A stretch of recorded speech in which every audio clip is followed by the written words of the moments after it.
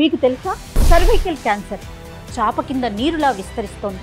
మీకు తెలుసా దీనివలన ప్రతి 7 నిమిషాలకి ఒక మహిళ చనిపోతోందని? ఈ క్యాన్సర్ నిజంగా అంత ప్రమాదకరమా? వినడానికే భయంగా ఉంది కదా. ఇక భయపడాల్సిన అవసరం లేదు.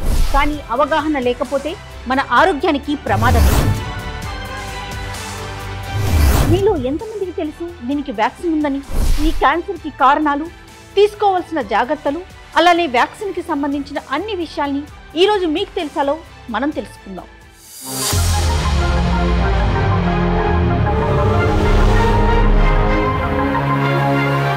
ఈ సర్వైకల్ క్యాన్సర్ అనేది ఎక్కువగా రావడానికి రీజన్స్ అంటే మనం ఏం చెప్పుకోవచ్చు?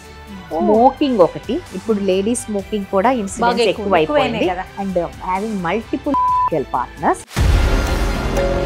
ఒక వ్యక్తి చాలా మందితోటి సంబంధాలు కలిగి ఉండటం, సంబంధాలు కలిగి ఉన్న వ్యక్తి భర్తగానో భార్యగానో ఉండటం, అది కూడా రిస్క్ కదా. ఎవరికున్నా రెండో వాళ్ళకి దొరికేస్తారు కదా. కాదు లేనిదే క్యాన్సర్ అని వింటూ ఉంటాము. మీరేం చెప్తారు అసలు? ఇది మెయిన్ గా సర్వైకల్ క్యాన్సర్ అనేది ఒక వైరస్ వల్ల, హ్యూమన్ పాపిలోమా వైరస్. ఇప్పుడు మనకి కోవిడ్ ఎలాగా కరోనా వైరస్ తో వచ్చిందో, అమ్మ క్యాన్సర్ ఉంది కాబట్టి పిల్లని పెళ్లి చేసుకోకూడదనే ఆలోచనలు వస్తున్నాయి. లేడీస్ మా దగ్గరకు వచ్చినప్పుడు నేను ఒకటే చెప్తాను, మీరు శారీ షాపింగ్కి వెళ్తే 10,000 20,000 చీరలా కొనేస్తారు. హెల్త్ ప్యాకేజ్ ఎంత ఉంటుందండి? Very minimal. కానీ అమ్మో ఇంత అని చెప్పేసి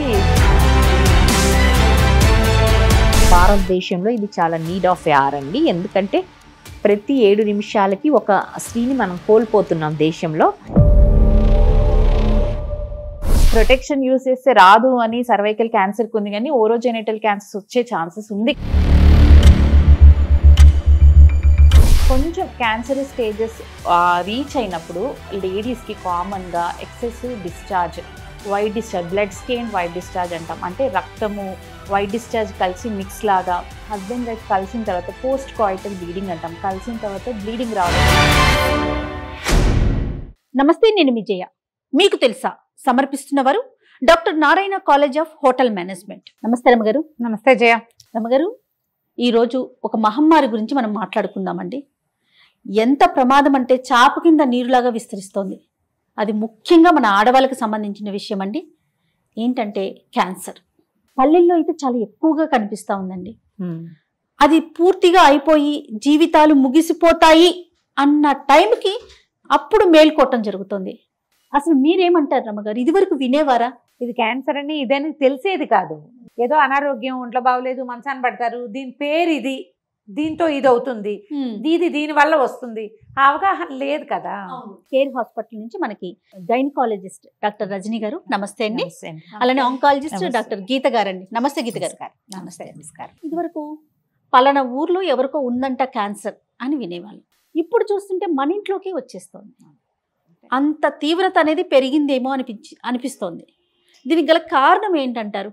అంటే జనరల్ కాజులు ఏముంటాయండి మామూలుగా? అంటే కాజు లేనిదే క్యాన్సర్ అని వింటూ ఉంటాము. మీరేం చెప్తారు అసలు?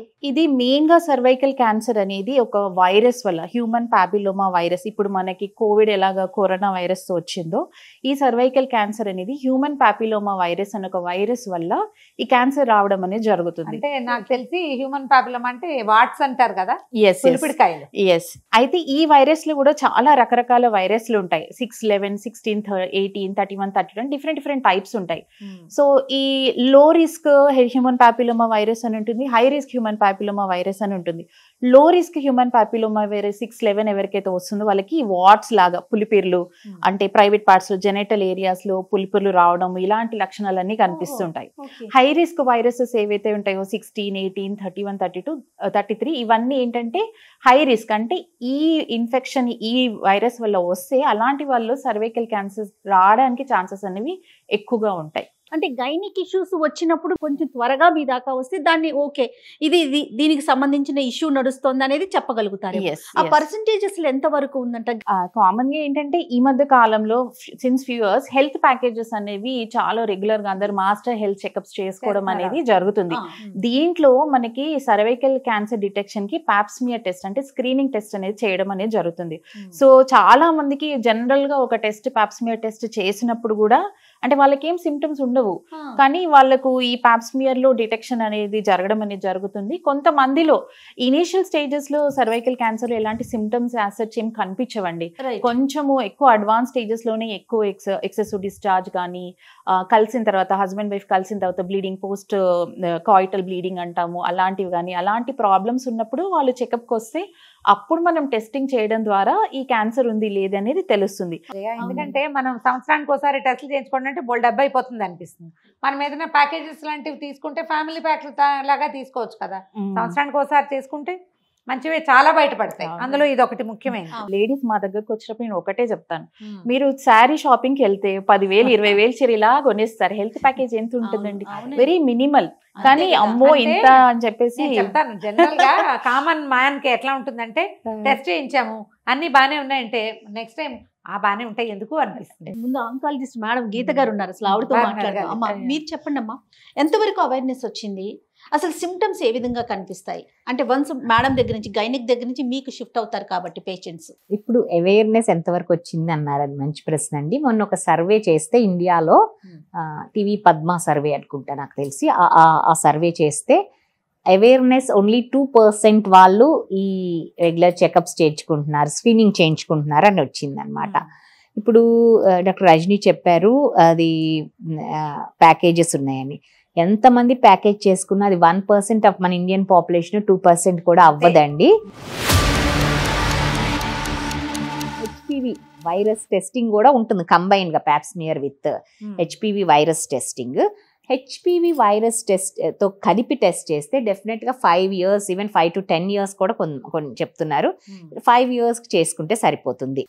హ్యూమన్ డెవలప్మెంట్ ఇండెక్స్ వాళ్ళు చేసిన సర్వే ప్రకారం అందరూ 80 to 100% ఎలిజిబుల్ గర్ల్స్ కి హెచ్పివి వ్యాక్సినేషన్ ఇచ్చి screening policy at least 2 life time smears అంటే 35 ఒకటి 45 ఒకటి 2 లైఫ్ టైమ్ స్మియర్స్ చేసినా కానీ మనం we may be able to eliminate cervical cancer by 2070. Actually మనం ఇండిపెండెన్స్ నుంచి ఇప్పటికి కంపేర్ చేస్తే ఇన్ఫెక్షియస్ డిసీజెస్ అన్ని డౌన్ఫాల్ తగ్గిపోయినాయి. బట్ ఇప్పుడు మేజర్ బర్డెన్ ప్రాబ్లం ఏంటంటే నాన్ కమ్యూనికబుల్ డిసీజెస్.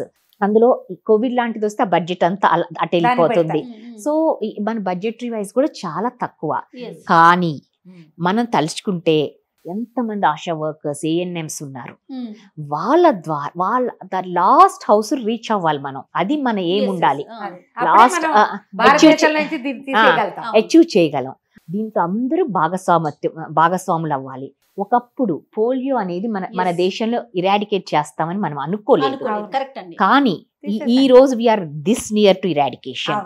అది ఎలా చేయగలిగాం? రోటరీ ఇంటర్నేషనల్, గవర్నమెంట్, WHO 3 కలిసి కట్టుగా చేయగలిగాం. పాప్స్మియర్ అనేది దాని చెప్పినట్టు మన దగ్గరకు వచ్చినప్పుడు మనం తీసి మన పెథాలజీ ల్యాబ్ కు పంపుకోగలం. ఆ పెథాలజీ చూస్తానికి ఎక్స్పర్ట్స్ ఉండాలి. మళ్ళీ ఇప్పుడు మనం 5% గ్లేషియల్ ఎస్టిక్ యాసిడ్ సర్విక్స్ కి పూస్తే మనం అప్లై జస్ట్ అది తీసి ఒక స్వాబ్ తో పెట్టి అప్లై చేస్తే abnormal cervix, abnormal areas white ఎస్టో వైట్ అయిపోతాయి అనమాట. అది కనిపిస్తాయి అనమాట. కనిపిస్తే ఆ ఏరియా నుంచి బయాప్సీ తీసి హైయర్ సెంటర్స్ పంపామనుకో, అక్కడ ఫెసిలిటీ ఉంటే అక్కడ మోస్ట్ ఆఫ్ ద సెంటర్ అంటే ఈవెన్ 3 tier cities లో కూడా ప్రాపర్ బయాప్సీ ఫెసిలిటీస్ ఇప్పటికీ లేవు. సో అది ఇంకా హైయర్ సెంటర్స్ కి అలా పాజిటివ్ ఉన్న వాళ్ళు హైయర్ సెంటర్ కి పంపించి వాళ్ళకి నిజంగా డయాగ్నోస్ అయితే క్యాన్సర్ మళ్ళీ వాళ్ళని తీసుకెళ్లి హైయర్ సెంటర్ ఎక్కడ ఈ ఫెసిలిటీస్ ఉన్న దాంట్లో వైద్యం చేయించాలన్నమాట. కాదు డాక్టర్ గారు, ఇది చెప్పండి, అసలు ఐడెంటిఫికేషన్ ఎలా ఉంటుందండి, ఎలా తెలుస్తుంది? Pre cancer stage, cancer stage. అంటే ప్రీ క్యాన్సర్ అంటే క్యాన్సర్ రాకముందు, క్యాన్సర్ స్టేజ్ అంటే క్యాన్సర్ కొంచెం ముదిరిన తర్వాత. సో మేడం గారు చెప్పారు it is a long process, ఇలా ఇన్ఫెక్షన్ రాగానే ఇలా క్యాన్సర్ అయితే రాదు. సో ఈ ప్రీ క్యాన్సర్ స్టేజ్ లో డిటెక్షన్ కి మనం పాప్స్మియర్ టెస్ట్ అది రెగ్యులర్ గా చేస్తున్నాం. దాంట్లో ఏంటంటే సర్విక్స్ నుంచి చిన్న స్మియర్ తీసి ఆల్రెడీ క్యాన్సర్ ఉందా, ప్రీ క్యాన్సర్ స్టేజ్ ఉందా అని చెప్పేసి మనము టెస్ట్ చేయడం అనేది జరుగుతుంది. కొంచెం క్యాన్సర్ స్టేజెస్ రీచ్ అయినప్పుడు లేడీస్ కి కామన్ గా excessive discharge, white discharge, blood stained white discharge అంటాం. అంటే రక్తము వైట్ డిశ్చార్జ్ కలిసి మిక్స్ లాగా డిశ్చార్జ్ రావడము. హస్బెండ్ వైఫ్ కలిసిన తర్వాత పోస్ట్ కాయిటల్ బ్లీడింగ్ అంటాం, కలిసిన తర్వాత బ్లీడింగ్ రావడం. ఎందుకంటే అక్కడ ఆల్రెడీ సర్విక్స్ డామేజ్డ్ గా ఉంటుంది కాబట్టి any injury can cause bleeding. So post coital bleeding రావడం అనేది జరుగుతూ ఉంటుంది.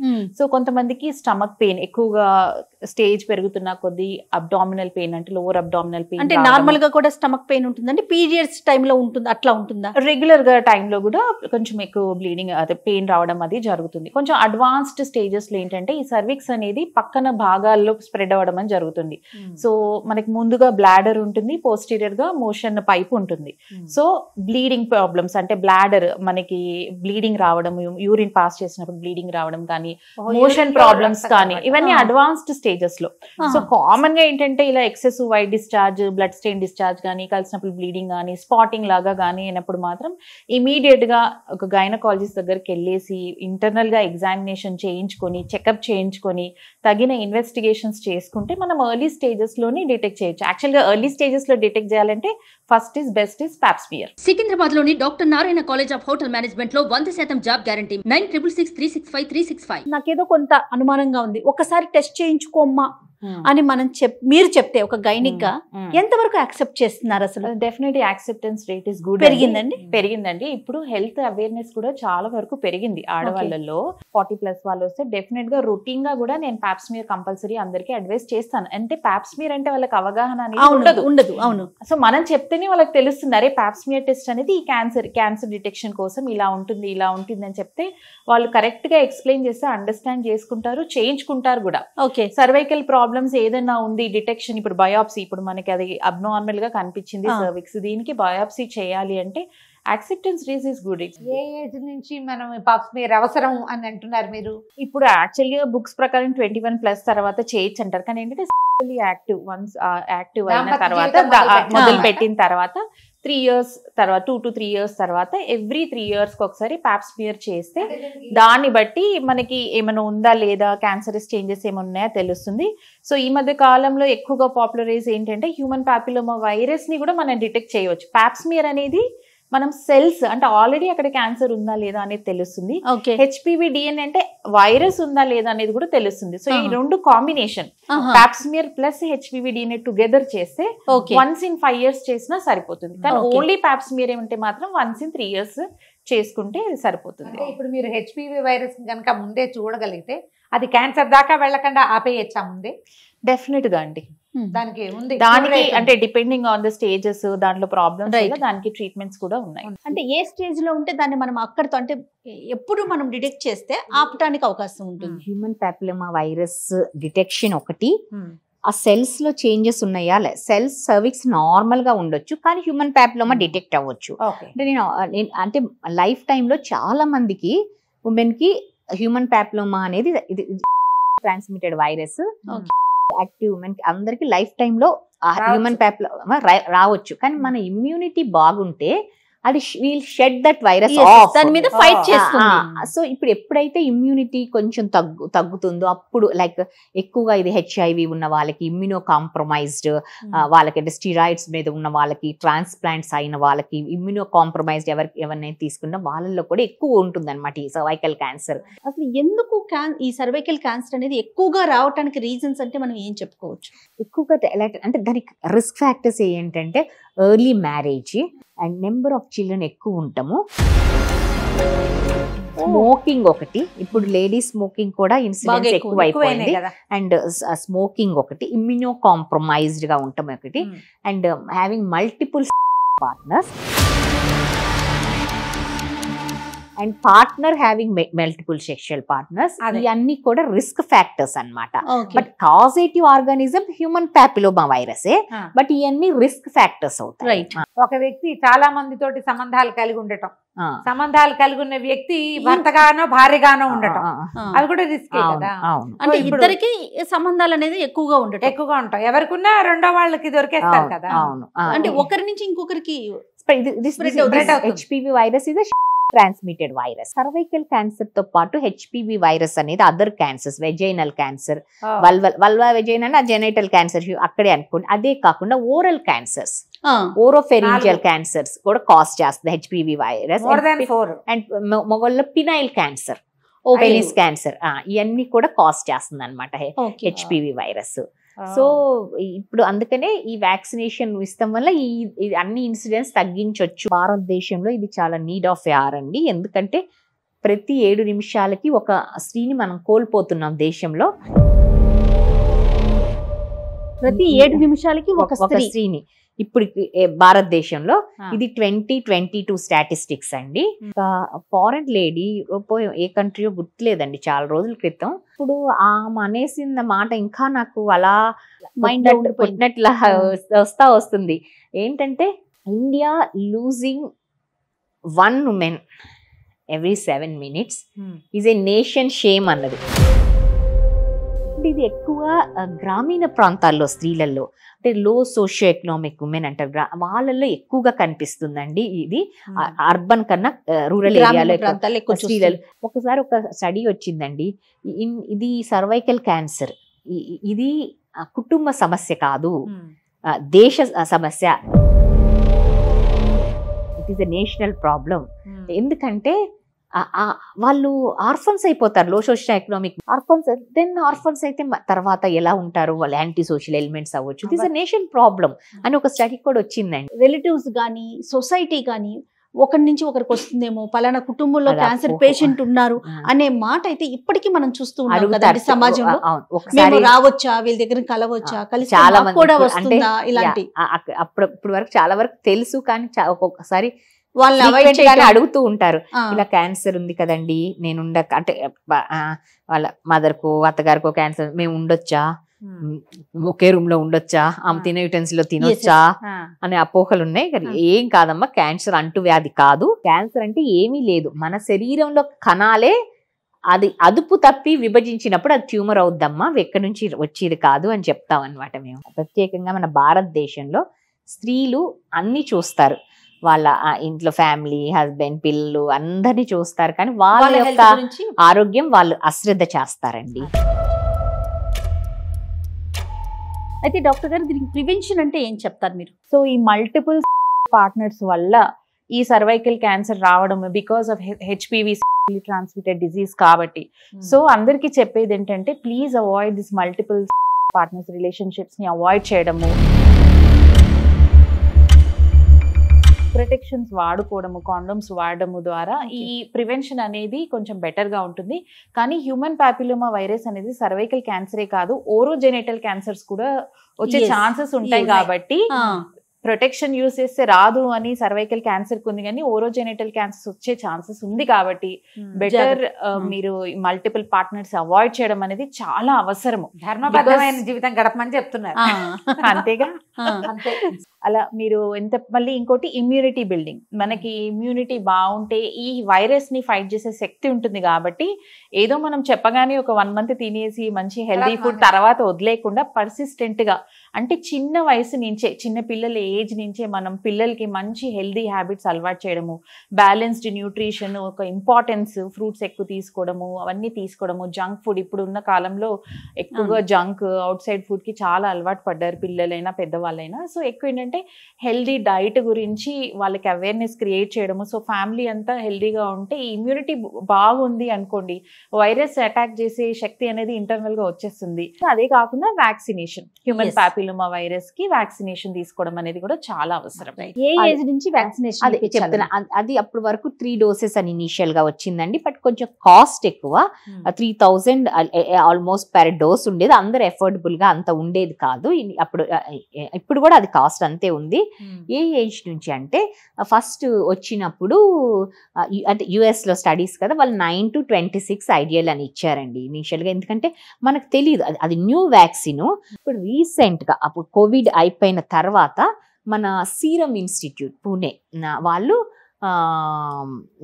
ఇండిజినస్ వ్యాక్సిన్ తయారు చేశారండి. ఆ వ్యాక్సిన్ వాళ్ళు చెప్పటం 200 rupees కి దొరుకుతుందని.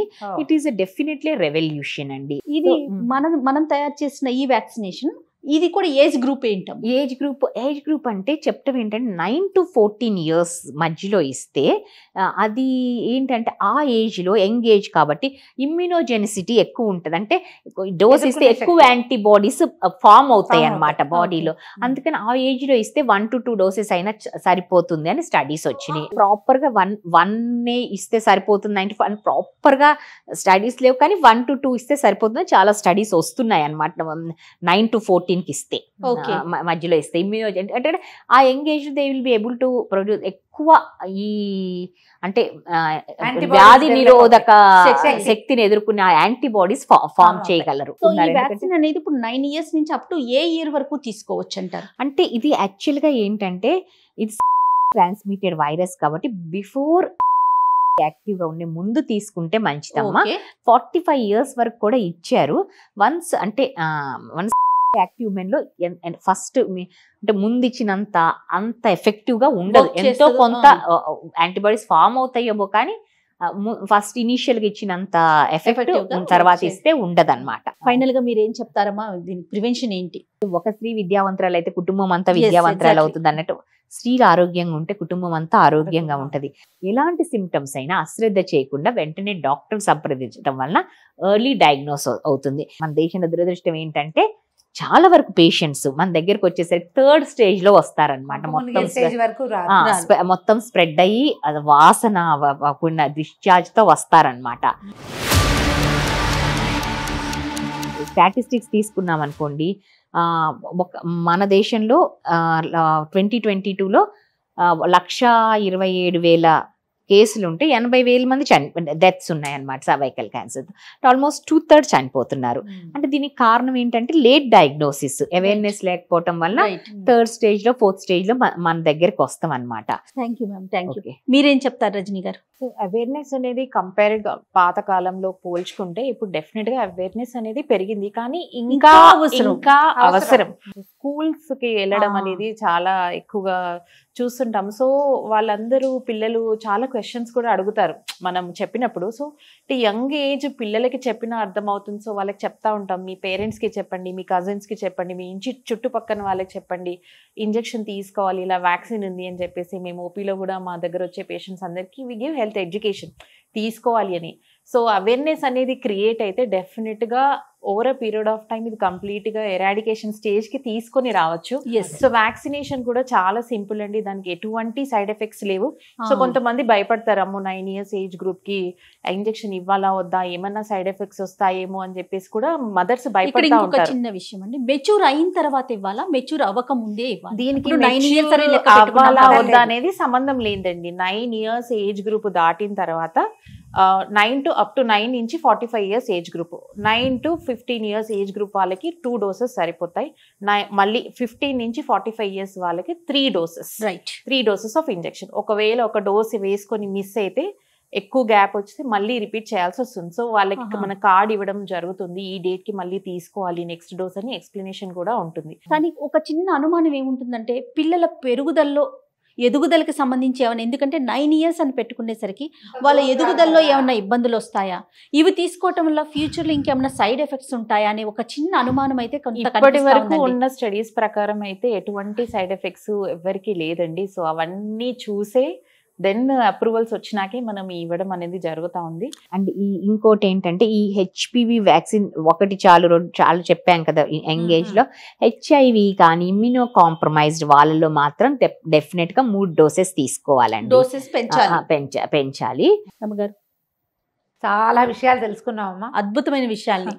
ఎప్పుడైనా కూడా పురాతన కాలపు ధర్మబద్ధమైన జీవితము, ఆరోగ్యవంతమైన జీవన విధానమే మన ఆరోగ్యానికి మూల కారణాలుగా గుర్తించాలి. మనం ఇద్దరు ఎక్స్పర్ట్స్ తోటి మాట్లాడాము. వీళ్ళిద్దరూ చెప్పిన దాంట్లో చివరి విషయం ఏంటంటే వాళ్ళ దగ్గర పెట్టుకుని ఉండండి అంతే. Prevention is better than cure. అంత్యనిష్ఠూరం కంటే ఆది నిష్ఠూరం మేలు. మానేస్తే చాలా మటుకు హాయిగా ఉంటాం. మానేయడానికి ప్రయత్నం చేయండి. ఏదైనా సమస్య వస్తే వెంటనే డాక్టర్ని సంప్రదించే ఆలోచన భార్యాభర్తలు ఇద్దరూ చేయాలి.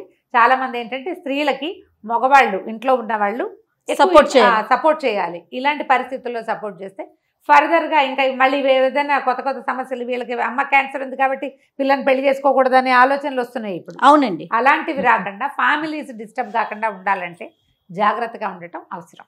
Right. Thank you so much అండి. థ్యాంక్ యూ అండి. ఇది ఈ వారం మీకు తెలుసా. నెక్స్ట్ ఎపిసోడ్ లో మళ్ళీ కలుద్దాం. నమస్తే. సికింద్రాబాద్ లోని doctor Narayana college of hotel management లో 100% జాబ్ గ్యారంటీ. 9663653653